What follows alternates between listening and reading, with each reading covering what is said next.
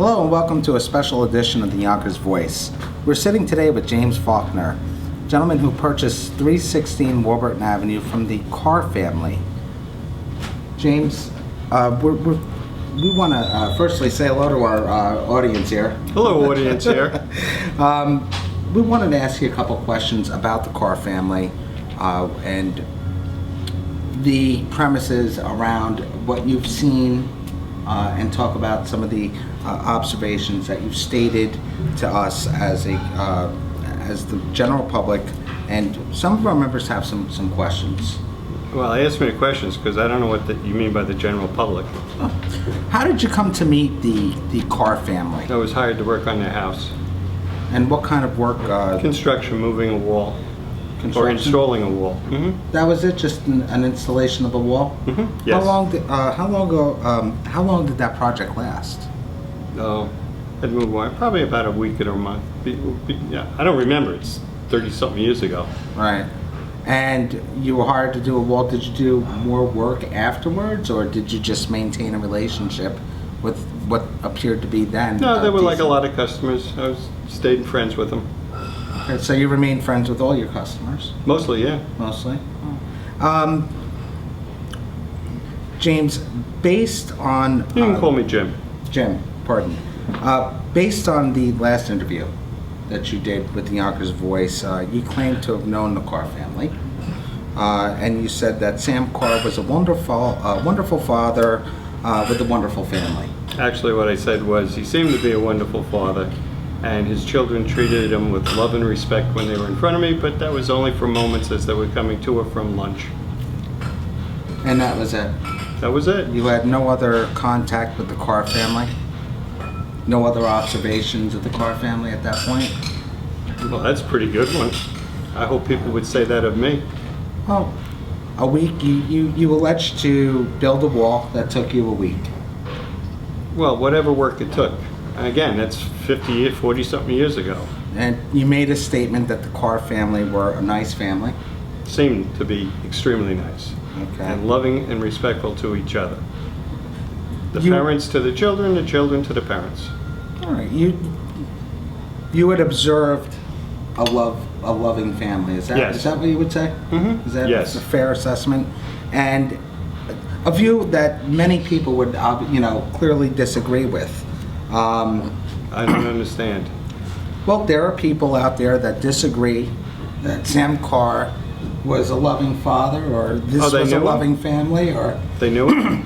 Well, that's why we have you here. No, I know, but if they disagree with my statement, then did they know him, or was that just fabricated in their mind? I would probably say fabricated. I didn't know Sam Carr, and it's really hard for me to wonder what people fabricate. So whether the questions are real or not, okay, ask the questions. They'll be able to answer them. There's no question about it. They didn't know the Carr family. Not in my opinion. So let's get to the questions. They didn't know the Carr family like you did. Let's just say that. What can you tell us about Sam Carr? He paid his bill. And that's it? Well, yes, that's very important to a contractor. Okay. So you're alleging that this guy that you've gone on camera and said, hey, yeah, the Carr family were a very nice people, a very nice family. They appear to be. Okay, we can go ahead and run that clip a little later on, but let's let's go from here, okay? Oh, so you do have sound on the other one? What? No, on the one that you said you don't have, you have sound? The original clip that's on the blog has you saying that you knew the Carr family. You could go ahead and view that, and let's just get past that for now. Okay. Okay. You formed an opinion either way about Sam Carr. Well, I said he was nice. What did you see that would actually categorize him as a good person? He paid his bill. Is that what defines a good person, James? Oh, in this attitude, sure. I mean, we have a president that can't tell the truth, so anybody who pays their bills is great. And, I would see the way the neighborhood interacted with Mr. Carr, and they came up to him, they shook his hands, they were friendly to him. you know, my men were eating in the deli across the street, or he'd go out and get sandwiches for us, and, you know, people in the milieu that he was living showed a lot of respect and love for him. That's good to know. That's what I'm talking about right there. Now, tell me, when you and I had spoken personally, About that young girl? which one? Well, I don't know. What? About the Carr family. Yes? You'd explained to me that you actually had lunches with the Carr family, Right, I just told you, he'd get us lunch for the men. and you sat there. Did you observe? Did you observe him with his children? Yeah, I told you. As they were coming and going, they would greet him. They would give him kisses, men and daughter. And I understand that you knew Michael Yes. and you knew John, I met both of them. right? And you continue to talk to Weedy Yes. at this point. Wish me a happy birthday. And that's it. Well, once a year, yeah, basically. I had noticed on your Facebook account that you guys had a friendship. Do you ever say anything on Facebook? Do you thread to her? Do you say, hey, how's everything? Or When I remember to wish her a happy birthday. you said that you observed Sam Carr as an affectionate man with his children. Is that right? Yes. And was he ever stern with them? Did he ever rule with an iron fist? Or Not that did I he ever saw. Never. Again, he was in the work site when the children came passing through. They showed respect to him and love. He returned it. They disappeared, he disappeared, and I continued to work.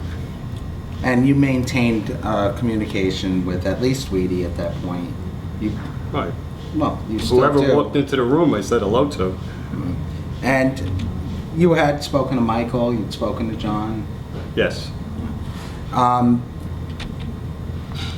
When you spoke to Michael, what were your conversations like? Was it, was it, hey, how are you?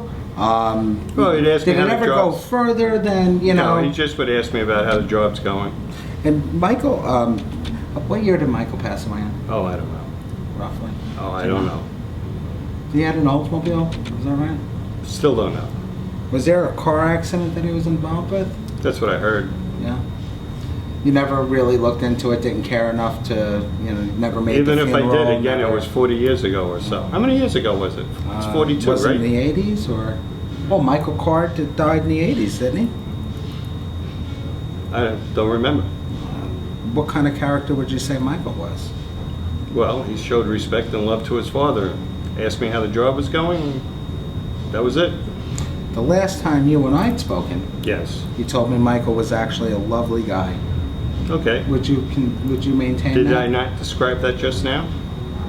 Yes, I did. Just asking you, you had explained to me that Michael was a lovely guy. Michael was a lovely guy, and I just normally explained that to you. I formulate demonstrated it. what it was. Okay, and you don't recall going to his wake or No. funeral or reading about how he passed? Huh. If I did, I don't remember. Did he die in a car accident? Isn't that the way it's written? Again, don't remember. What about John?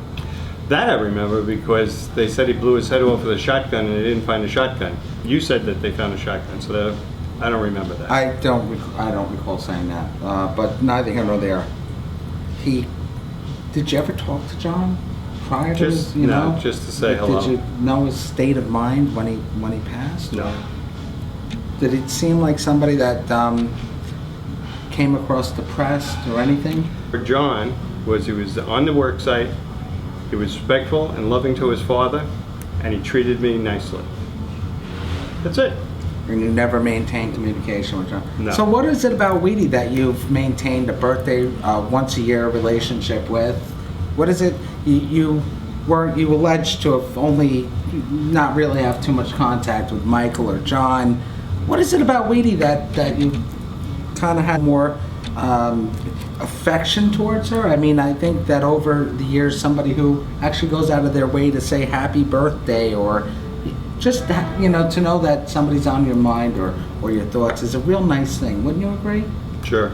And knowing that, The way I feel about wheat is the way I will feel about you in a year's time. James, did you own a Volkswagen Bug? Yes, And what color was that vehicle? blue. Blue. And were you the type of guy to leave your keys in the car at any time, or? I think everybody was in those years. Keys didn't stay in the car. You could start it without keys. All the And- General Motors things. What year was that Volkswagen Bug? Don't know. You don't recall. No, it's 50 years or 40-something years ago. And, I mean, it would be 69, 70, ring a bell? If it is, it is. Who was that car registered to? I think my wife. Your wife? And we had a question. Was that car ever left at the car's residence? Oh, I don't remember. It Ever? was a work site, so came with different vehicles and don't remember. Is it possible that you left Anything it? is possible. So you would make admission that you may have left that Volkswagen Bug in the driveway with the keys in it, is that right? Sure, anything's possible. Whatever happened to that car? I think my wife took it in the divorce. I know I don't have it. They're throwing the pen down. No. These are you can't change who or what you do or why you did it or when you did it, but what color was that Bug again? Blue. That was a blue Volkswagen Bug at around 69 or 70. Okay. You may have left your keys in it, you may have left it on the job. Is it possible that John or Michael would have ever stolen that car? Oh, I doubt it, but I ain't there. I mean, you know, it's just a little strange. You were a New York City police officer, Yes. and even back in the 60s and 70s, and I happen to know this because I have family that were in law enforcement, even for that time period, I know that we've locked our doors. We've, in fact, have gone an extra mile to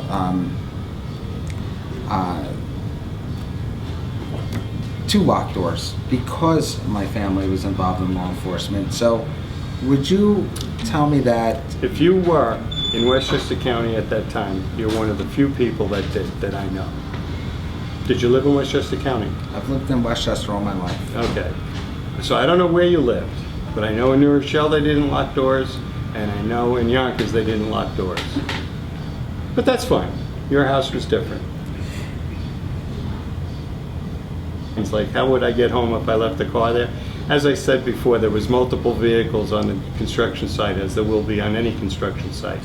So you built one wall, took you 1 week, and you may have left your car on a construction site to build one wall. What kind of wall was this that you built? A wall.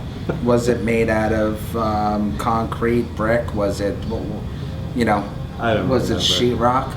Probably sheetrock, but I don't remember. More than likely sheetrock. And I still don't remember. Did you ever, where in the house did you work exactly? First floor. First floor. Did you ever make it up to the attic? I think I was invited up there once to look for a leak.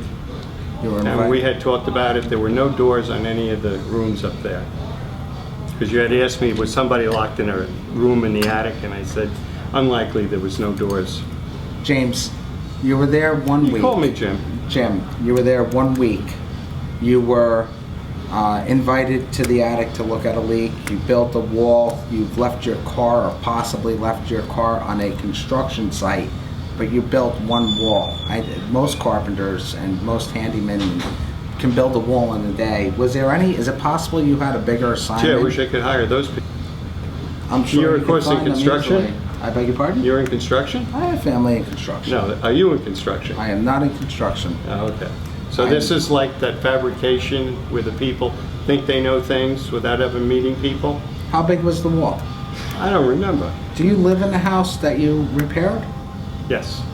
So when you go in through your front door, does it never dawn on you to say, oh, there's the wall I built 40 years It's ago? not there.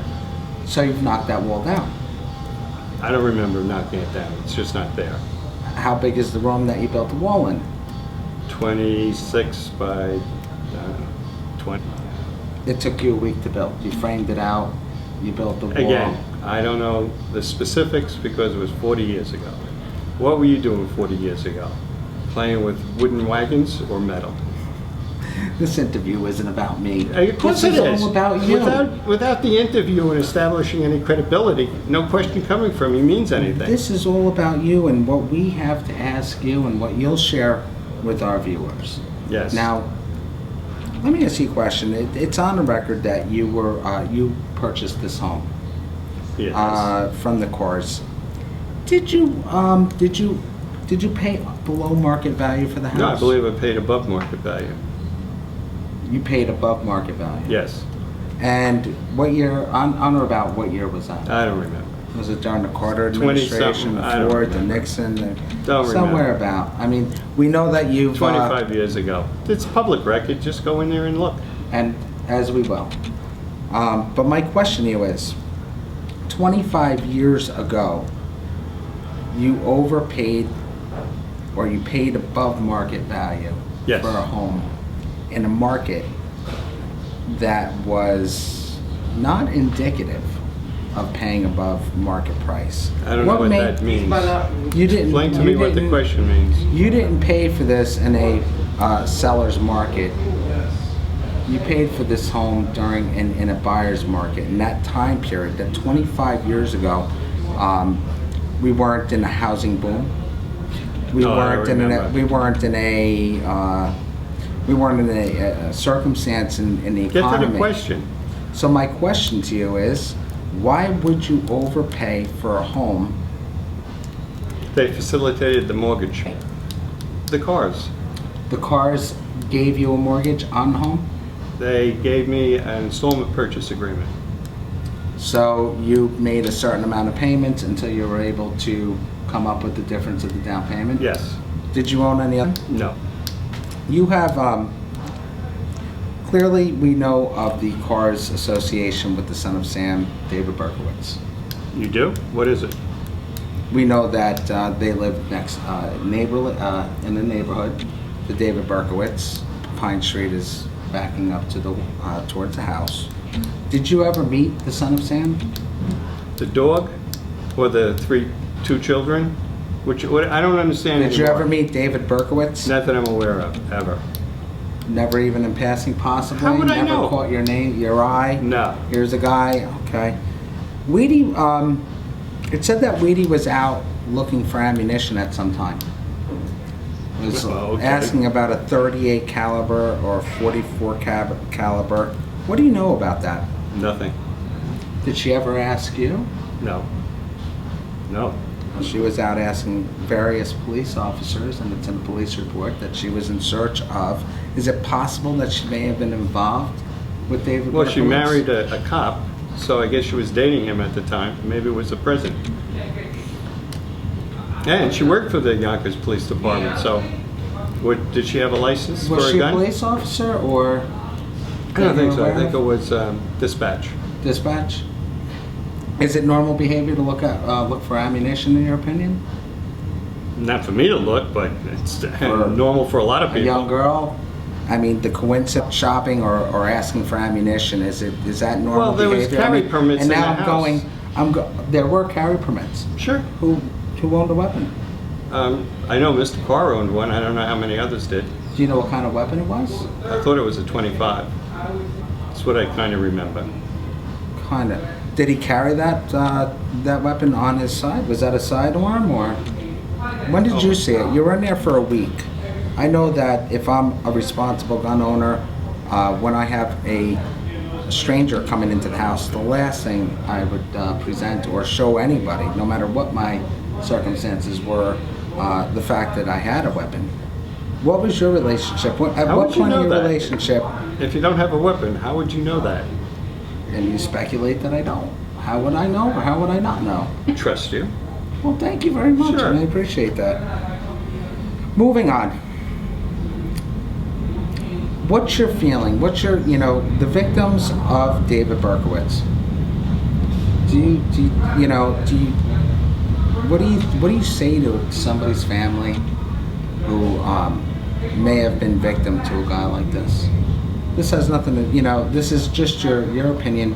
What do you say to a family that's been murdered by the son of Sam, David Berkowitz? Why would I be in a position to have any opinion on this? If you were to have an opinion, what would it be? No, it's not even a valid question.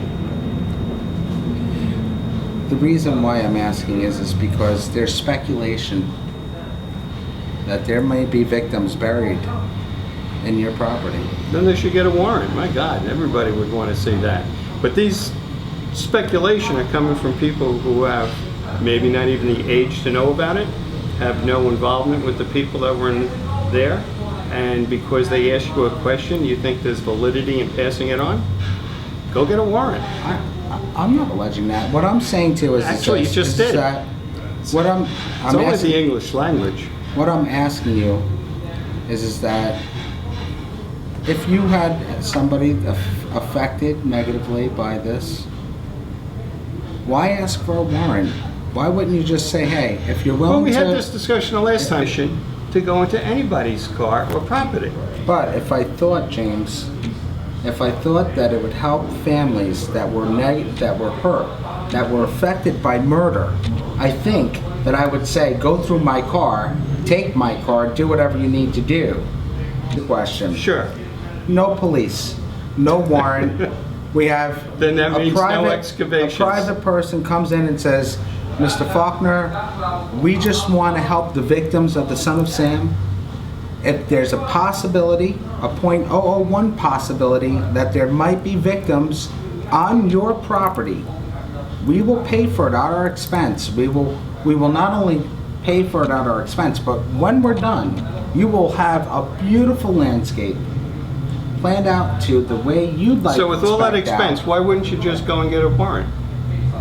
I agree with everything that you're saying. This isn't about a warrant. Sure, it's exactly about a warrant. It's an act of good faith, as No, it's some would not. say. I think it's bad faith that you're trying to bypass prescribed law that is so easy to accomplish for you. All you have to do is walk in and allay your fears.